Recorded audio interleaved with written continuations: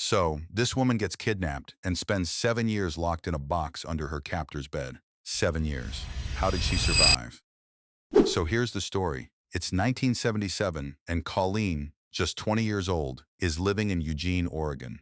Her friend's birthday party is in California, and she wants to go, but she's broke. So she does what a lot of people did back then. She sticks out her thumb and starts hitchhiking.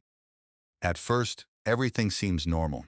Then this couple pulls up, Cameron and Janice. They've even got a baby in the back seat. They look harmless, like the kind of people who bake cookies for neighbors. Colleen thinks she's lucky. She gets in. But almost right away, things get weird. Cameron suddenly veers off the road, parks, and climbs into the back seat. Out of nowhere, he pulls a knife on Colleen. He ties her up, shoves a bizarre wooden box over her head, and she's completely lost. They drive her all the way to Red Bluff, California. At their house, things get worse. That first night, Cameron drags her down to the basement, blindfolds her, and tortures her. This is just the beginning. For months, Colleen's life is a nightmare. Cameron shoves her into a janky wooden box in the basement. She can't even stretch her legs. He only lets her out for food, water, or the bathroom. To keep her from running, Cameron tells her there's this evil group called the Company that traffics slaves. He says if she escapes, they'll hunt her and her family down. Janice backs him up, claiming she was once a slave too and got punished.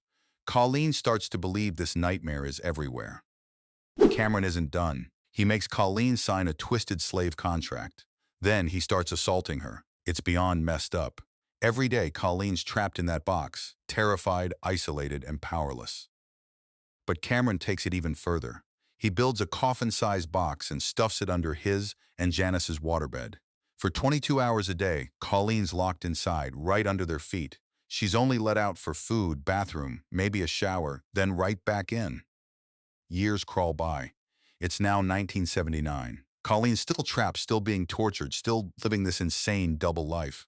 But Cameron starts giving her tiny bits of freedom. She's allowed out to cook, clean, and babysit their two daughters. The girls are told Colleen's just a live-in babysitter. She even gets to go jogging sometimes. But Colleen never runs, not even once. She's convinced the Company will destroy her and her family if she tries. Fast forward to 1981. After 4 years, Cameron lets Colleen visit her family in Riverside, California. But he goes with her and pretends to be her boyfriend. Colleen sits with her family, desperate to tell the truth, but she's too scared. She thinks the Company is watching. So after the visit, she just goes back. Back to the coffin box, back to the nightmare. And the hell keeps going. By 1984, Colleen's been Cameron's prisoner for 7 years. Then, out of nowhere, Cameron decides she should get a job. She starts working as a maid at a hotel, but he takes every paycheck. Meanwhile, he's building a concrete-lined pit under his storage shed out back. He's planning to kidnap more women. He wants a whole slave dungeon. When Janice hears about Cameron's plan, she finally snaps. She's been going along with his craziness for years, but the idea of a house full of slaves is too much. Instead of turning him in, she just gets weirdly nice to Colleen. She starts taking her to church. They grow closer.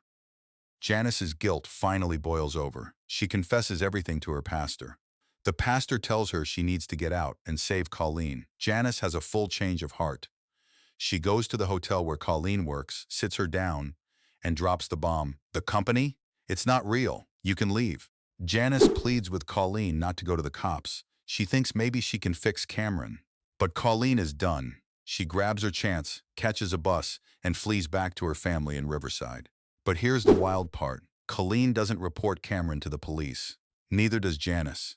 Janice is still stuck on the idea that she can reform her psycho husband. 3 months pass. Janice finally wakes up. She realizes Cameron will never change. She starts worrying he'll hurt their daughters or grab more victims. That's it. She finally calls the cops.